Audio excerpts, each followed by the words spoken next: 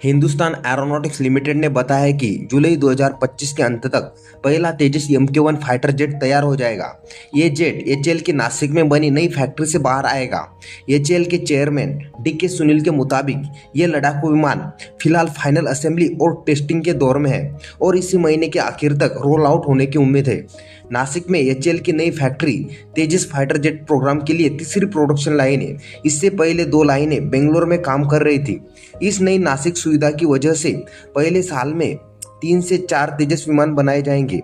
बाद में यह फैक्ट्री हर साल 8 तेजस जेट बनाने में सक्षम होगी। एचएएल का लक्ष्य है कि साल 2026-27 तक हर साल 30 तेजस फाइटर जेट तैयार किए जाए और इस लक्ष्य को पाने में नासिक की यह नई यूनिट बहुत बड़ी भूमिका निभाएगी। तेजस फाइटर जेट की तेजी से प्रोडक्शन के लिए एचएएल ने प्राइवेट कंपनियों की मदद लेना शुरू कर दिया है। अब तेजस के अलग अलग हिस्से को बनाने का काम कुछ भारतीय प्राइवेट कंपनियों को दिया गया है, जैसे कि वेम टेक्नोलॉजी बना रही विमान का बीच वाला हिस्सा, अल्फा कंपनी बना रही जेट का टेल वाला हिस्सा और L&T तैयार कर रही इसके विंग्स।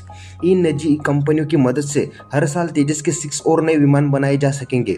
इससे भारत की फाइटर जेट बनाने की ताकत और बढ़ेगी। तेजस MK1 प्रोग्राम में सबसे बड़ी देरी इंजन की सप्लाई को लेकर हुई। भारत ने 2021 में अमेरिका की कंपनी जनरल इलेक्ट्रिक से 99 इंजन खरीदने का कॉन्ट्रैक्ट किया था, जिसकी कीमत थी $716 मिलियन। लेकिन डिलीवरी में देरी हुई क्योंकि GE को कुछ जरूरी पार्ट्स दक्षिण कोरिया से मिलते थे और वहाँ एक सप्लायर कंपनी बंद हो गई। साथ ही GE ने इससे पहले 2016 में 65 इंजन बनाने के बाद अपनी F404 इंजन प्रोडक्शन लाइन बंद कर दी थी।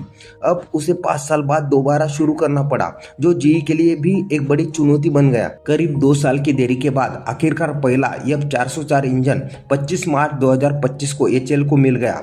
ये तेजस MK1 प्रोग्राम के लिए बहुत बड़ा ब्रेक थ्रू है। GE एरोस्पेस अब वादा कर चुकी है कि 2025 के अंत तक 12 इंजन और देगी। साथ ही कंपनी की योजना है कि 2027 तक हर साल 24 नए इंजन बनाए जाए।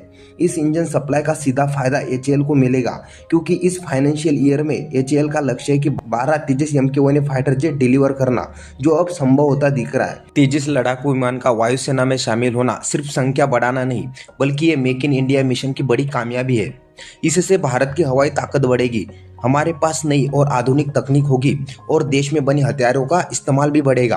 तेजस का आना यह दिखाता है कि आने वाले सालों में भारतीय वायुसेना और भी ज्यादा आधुनिक, आत्मनिर्भर और ऑपरेशन के लिए पूरी तरह तैयार होगी। तो आज के वीडियो में बस इतना ही। वीडियो अच्छा लगा तो प्लीज लाइक, शेयर और चैनल को सब्सक्राइब करना ना भूले। मिलते इसी तरह के अगले एक और नए इन्फॉर्मेटिव वीडियो के साथ। Thank you for watching.